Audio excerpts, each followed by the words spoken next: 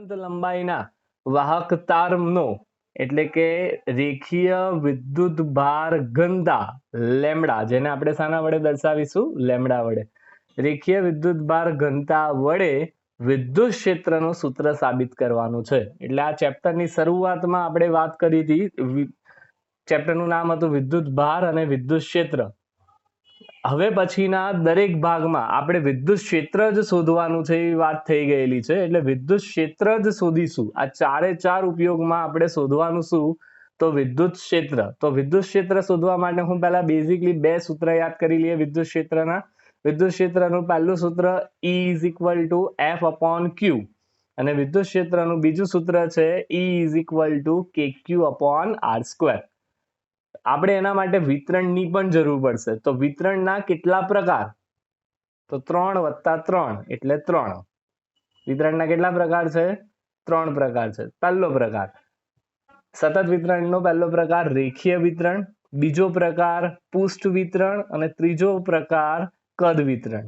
રેખીય વિતરણનું સૂત્ર, પુષ્ટ વિતરણનું સૂત્ર અને કદ વિતરણનું સૂત્ર પણ યાદ કરાવી દઉં છું. રેખીય વિતરણનું સૂત્ર થાય લેમડા ઇઝ ઇક્વલ ટુ, બધી જગ્યા ઉપર Q જ આવશે એટલે Q, રેખીય એટલે લંબાઈ એટલે L, એટલે લેમડા ઇઝ ઇક્વલ ટુ સૂત્ર બનશે Q/L.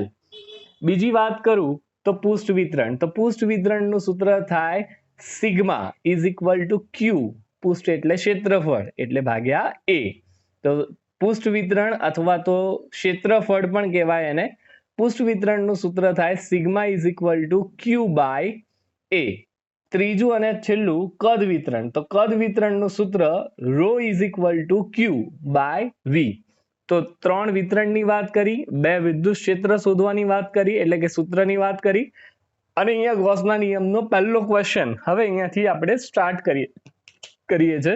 તો ક્વેશ્ચન હું લખું છું, આપણે એની સાથે આગળ વધીશું. ચાલો.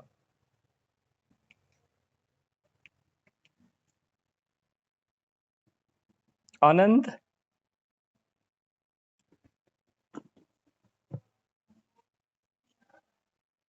લંબાઈના અને વિદ્યુત ભારની રેખીય ઘનતા, કઈ ઘનતા? રેખીય ઘનતા લેમડા. રેખીય ઘનતાને શાના વડે દર્શાવાય? લેમડા વાળા સુરેખ તારથી ઉદ્ભવતા વિદ્યુત ક્ષેત્રનું સૂત્ર મેળવો. શાનું સૂત્ર મેળવવાનું કીધું છે? વિદ્યુત ક્ષેત્રનું. ક્વેશ્ચન રિપીટ કરું છું. આપણે ગૌસના નિયમનો આપણે શીખીએ છીએ શું? ગાઉસના નિયમનો ઉપયોગ, જેમાંનો પહેલો ઉપયોગ છે અનંત લંબાઈના. કઈ લંબાઈના? અનંત લંબાઈના. અને વિદ્યુતભારની રેખીય ઘનતા. રેખીય એટલે શું કીધું હતું આપણે? યાદ કરો, રેખીય એટલે પણ લંબાઈ જ કહેવાય. અનંત લંબાઈના રેખીય ઘનતા લેમડા વાળા સુરેખ તારથી ઉદ્ભવતા શાનું સૂત્ર મેળવવાનું કીધું છે દોસ્તો? વિદ્યુત ક્ષેત્રનું. હવે હું જે આકૃતિ દોરવા જઈ રહ્યો છું એ ચોપડીમાં પણ આપેલી નથી અને રેફરન્સ બુકમાં પણ આપેલી નહીં હોય. એટલે આ આકૃતિને થોડીક અલગ રીતે દર્શાવવા જઈ રહ્યો છું. આપણે આ જ આકૃતિ દોરવાની જે હું દર્શાવી રહ્યો છું, આકૃતિનું નામ નિર્દેશન પણ આ જ પ્રમાણે હોવું જોઈએ. એટલે આકૃતિ થોડીક અલગ રીતે દર્શાવું છું, જે ચોપડીમાં પણ અલગ રીતે આપી છે. થોડીક એમાં સમજણ પડે એવી નથી. અલગ એટલે સમજણ પડે એવી નથી, અને રેફરન્સ બુકમાં પણ નથી જ આપેલી. એટલે આ આકૃતિ ક્યાંય જોવા નહીં મળે. એટલે જે આકૃતિ દોરવા જઈ રહ્યો છું એ આકૃતિને ધ્યાનપૂર્વક સમજજો અને પછી આગળ વધજો. બરાબર? એટલે આપણે આકૃતિ તરફ આગળ વધીએ છીએ. આકૃતિમાં આપણી પાસે શું હશે? તો આપણી રેખીય લંબાઈ એટલે નળાકાર તાર લઈશું. શું લઈશું આપણે? નળાકાર તાર. એમાંથી શું પસાર કરીશું? તો વિદ્યુત ક્ષેત્ર, કેમ કે આપણે શોધવાનું વિદ્યુત ક્ષેત્ર જ છે. અને ક્ષેત્રફળની વાત કરીશું. તો જોઈએ દોસ્તો, આકૃતિ તરફ આગળ વધીએ છીએ.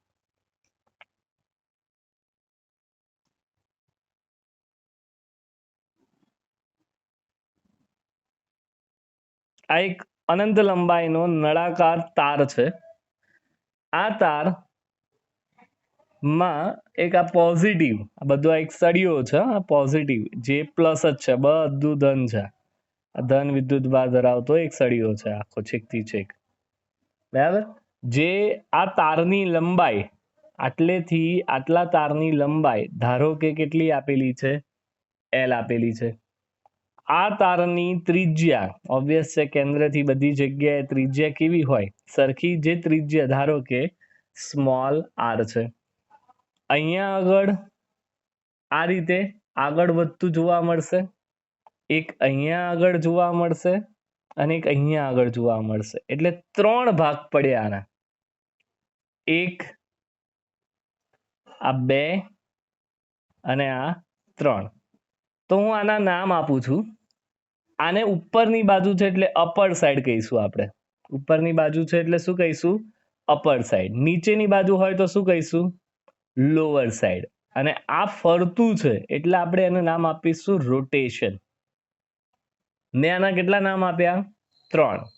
ફરીથી એકવાર, ઉપરની બાજુ હોવાથી એનું નામ શું આપ્યું? અપર. નીચેની બાજુ હોવાથી એનું નામ આપ્યું રોટેશન, લોઅર. અને ગોળ ફરતું હોવાથી એનું નામ આપ્યું રોટેશન. આપણે 3 એના અલગ અલગ નામ આપવામાં આવેલા છે. એટલે આ 3 નામ ઉપરથી આપણને ક્યાંક જોવા મળશે. એટલે ફ્લક્સ શોધવા માટેના આપણને આ 3 મુખ્ય ભાગ કામ કરતા જોવા મળે. આ 3 ભાગ જોવા મળશે. એ 3 ભાગ ઉપરથી આપણે ક્યાંક ફ્લક્સ પરથી વિદ્યુત ક્ષેત્ર શોધીશું. તો હવે વિદ્યુત ક્ષેત્રની વાત કરવાની છે. તો વિદ્યુત ક્ષેત્ર આપણી પાસે કેવી રીતે જોવા મળે? તો આ દિશામાં વિદ્યુત ક્ષેત્ર આગળ વધતું હશે, જે મેં એરો દર્શાયા 3 હમણાં. આ દિશામાં વિદ્યુત ક્ષેત્ર આગળ વધે એટલે ઈ સદિશ અહીંયા છે, ત્રણેય જગ્યાએ આખા સમગ્ર ભાગમાં વિદ્યુત ક્ષેત્ર આ દિશામાં જતું જોવા મળશે. આ એના ક્ષેત્રફળ કહેવાય. 1, આ 2 અને આ 3. અહીંયા ક્ષેત્રફળ એ જ દિશામાં છે એટલે આને ક્ષેત્રફળને હું નામ આપી દઉં રોટેશન માટે, અપર સાઈડ માટે S1, લોઅર સાઈડ માટે S2 અને રોટેશન માટે S3. તો મેં 3 ક્ષેત્રફળના નામ આપ્યા, S1, S2 અને S3. S1 એટલે શું? તો અપર સાઈડનું ક્ષેત્રફળ. S2 એટલે શું? તો લોઅર સાઈડનું ક્ષેત્રફળ. અને S3 એટલે શું? તો રોટેશનનું ક્ષેત્રફળ જોવા મળશે.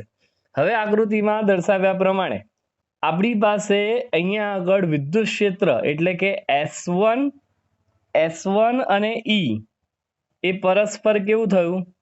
S1 સદિશ અને E પરસ્પર કેવું થયું? લંબ થયું. લંબ હોય તો થીટા કેટલા ડિગ્રી બનશે? 90. આની આગળની ફ્લક્સ શોધી જ કાઢીએ. એનો ફ્લક્સ નામ આપી દો ϕ1. ϕ1 ઇઝ ઇક્વલ ટુ સૂત્ર થાય E ઇન્ટુ S સદિશ અથવા ડેલ્ટા S સદિશ. ડોટ પ્રોડક્ટ હોય તો કહો થીટા લાગશે, કોસ થીટા. થીટા ઓલરેડી આપણે મેન્શન કરી દીધો, કેટલા degree? 90.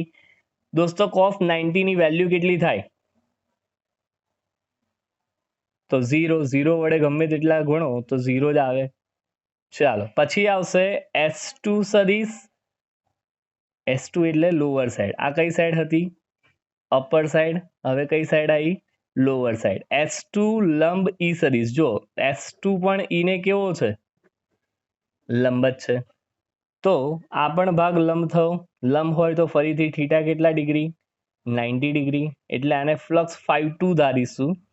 ϕ2 is equal to E સદિશ ઇન્ટુ S2 સદિશ is equal two E1 E into S. આને S2 ને S જ ધારું છું એટલે ઇન્ટુ કોસ કેટલા ડિગ્રી? 90. કોસ 90 ની વેલ્યુ કેટલી આવી પાછી? 0. ચાલો, થર્ડ વન એટલે કે રોટેશન. રોટેશન માટે આપણે વાત કરીશું S3 પરસ્પર સમાંતર છે. જો બંને એક જ દિશામાં છે. E સદિશ અને S3 બંને કેવી દિશામાં છે? એક જ દિશામાં છે. એક જ દિશામાં હોય તો પરસ્પર કેવા જોવા મળે? સમાંતર જોવા મળે. સમાંતર હોય તો થીટા કેટલા ડિગ્રી જોવા મળે? 0. cos 0 ની વેલ્યુ કેટલી થઈ જાય? 1.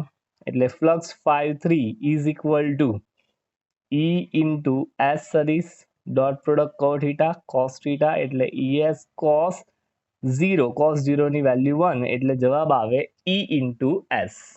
શું આવશે? E into S. આ સમીકરણ નંબર હું 1 આપું, આને 2 આપું અને આને 3 આપું. તો દોસ્તો કુલ ફ્લક્સને શાના વડે દર્શાવાય? તો 5, capital 5. Cool flux 5 is equal two આપણે પહેલા, બીજા અને ત્રીજાનો શું કરી દઈશું? સરવાળો. એટલે 5-1 પ્લસ 5-2 પ્લસ 5-3.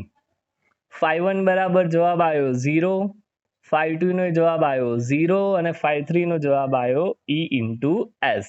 તો માટે flux 5 is equal two equation આવ્યું E ઇન્ટુ S. સૂત્ર શું આવ્યું? E into S. E આપણે શોધવાનું છે એટલે એને બહુ હેરાન નહીં કરીએ, પણ S એટલે શું કહેવાય? ક્ષેત્રફળ. પણ આ ક્ષેત્રફળ કોનું છે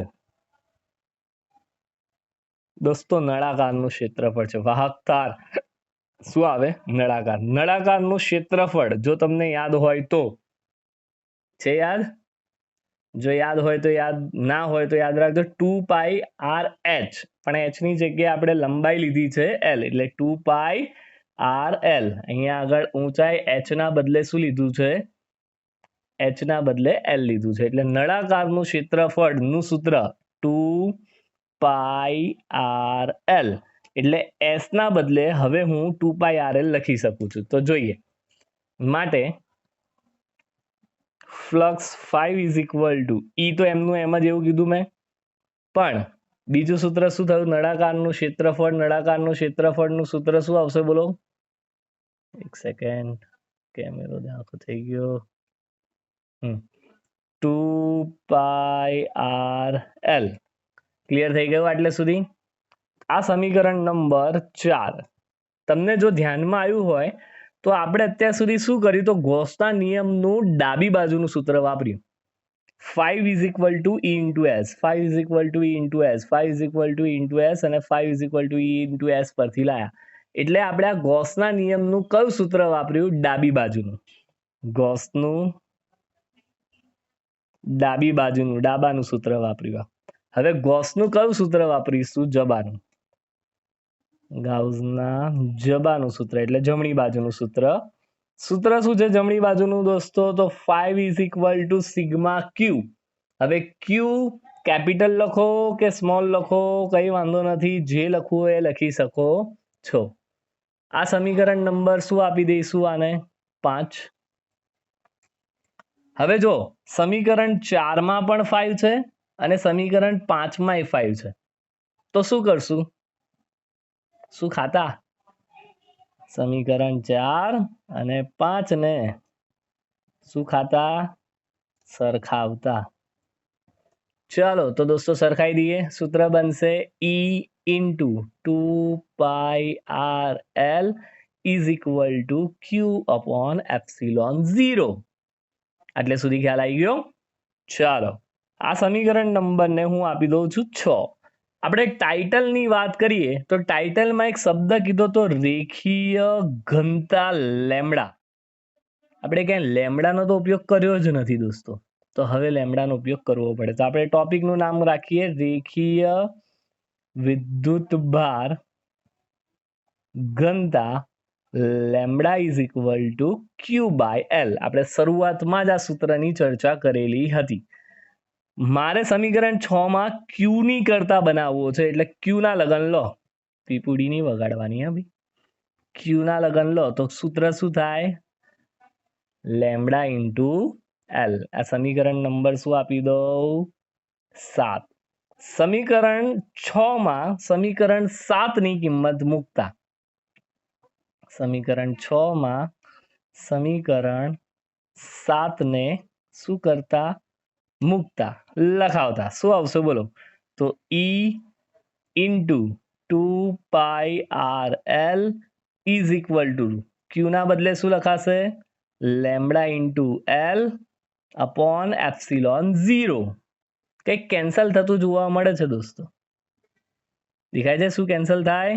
એક LL કેન્સલ થઈ જશે. ચાલો શું બનશે? તો E into 2πr is equal two lambda upon epsilon 0. લગન કોના છે દોસ્તો? વિદ્યુત ક્ષેત્ર. તો વિદ્યુત ક્ષેત્રનો સિમ્બોલ E. તો એને કરતા બનાવી દો. તો E is equal two lambda upon 2πr into epsilon 0. શું કહેવાશે? 2πr into epsilon 0. જો હું આને સદિશ સ્વરૂપમાં લખવું હોય, જો આને મારે કયા સ્વરૂપમાં લખવું હોય? સદિશ સ્વરૂપમાં, તો અહીંયા એકમ સદિશ દર્શાવી દેવાનો અને ઇન્ટુ કેરેટ એન કરી દેવાનો. તો આ એનું એકમ સદિશ સ્વરૂપ આવી ગયું. કયું સ્વરૂપ આવ્યું? સદિશ સ્વરૂપ, એકમ સદિશ સ્વરૂપ. અથવા આ સમીકરણ નંબર શું આપી દઈએ? 8. સમીકરણ 8 માં 2 વડે ગુણો ને 2 વડે ભાગો. 8 ને 2 વડે ગુણતા 2 વડે ભાગતા. ચલો દોસ્તો, શું આવશે લખાવો. તો સદિશ E ઇઝ ઇક્વલ ટુ ઉપર 2 વડે ગુણ્યા 2 લેમડા 2 દુના ખબર છે ને 4 4 એપ્સિલોન 0. મેં પહેલા અહીંયા એપ્સિલોન 0 લખ્યું, હવે હું r પાછળ લખું છું. તો અહીંયા લખ્યું 1/r. આ 2 લેમડાને હું અહીંયા લખી કાઢું તો વાંધો ખરો ને? અહીંયા 1 લખી કાઢું તો, એટલે મેં 2 લેમડા અહીંયા લખ્યા અને અહીંયા મેં 1 લખ્યા. તમને દોસ્તો આવું સૂત્ર ખબર હશે? આવું સૂત્ર આપણે ક્યાં જોયું? 1/4π એપ્સિલોન 0. આ કોઈક તો સૂત્ર છે, યાદ હોય તો આપણને. આ સૂત્ર કોનું છે? સૂત્ર છે કે નું. એટલે 2 લેમડા k અપોન r. જયાબેનને ભૂલાય નહીં. Jaya k is equal to 1/4π epsilon 0. જો સદિશ રાશિમાં લખતા હોઈએ તો ઇન્ટુ કેરેટ એન લખવો પડે. અથવા કરીને આપણે આ સમીકરણ પણ બનાવી શકીએ છીએ. તો ફટાફટ આખું એક સૂત્ર, મોસ્ટ આઈએમપી. શું કીધું? Most IMP question. અનંત લંબાઈના અને વિદ્યુત ભારની રેખીય ઘનતા લેમડા વાળા સુરેખ તારથી ઉદ્ભવતા વિદ્યુત ક્ષેત્રનું સૂત્ર મેળવો. આકૃતિ બહુ સરસ છે. એક નળાકાર દોરો. નળાકારના 3 ભાગ વિચારો. કેટલા ભાગ વિચારવાના? 3. એક નળાકારનો અપર સાઈડ, બીજો નળાકારનો લોઅર સાઈડ અને ત્રીજો નળાકારનો રોટેશન. વિદ્યુત ક્ષેત્ર આ જ દિશામાં આગળ વધે. વિદ્યુત ક્ષેત્ર તમને યાદ હોય તો દોસ્તો ક્યારે બદલાતું નથી. હું ફટાફટ યાદ કરાવું છું, ધ્યાનથી જોઈ લેજો. અપર સાઈડની વાત કરું છું, S1 અને E પરસ્પર કેવા છે? લંબ. લોઅર સાઈડની વાત કરું તો S2 અને E પરસ્પર કેવા છે? એ પણ લંબ. પણ જો રોટેશનની વાત કરું તો S3 અને E પરસ્પર કેવા જોવા મળશે? સમાંતર જોવા મળશે. હવે વાત કરીએ છીએ ત્રણેય ભાગનું. મેં સાદું રૂપ આપી દીધું. એ સાદું રૂપમાં આપણે લખી કાઢ્યું છે કે ભાઈ S1 અને E પરસ્પર લંબ હોય તો θ 90, cos 90 ની વેલ્યુ 0. S2 અને E ફરીથી લંબ આવ્યું, cos 90 ની વેલ્યુ પાછી 0 આવી.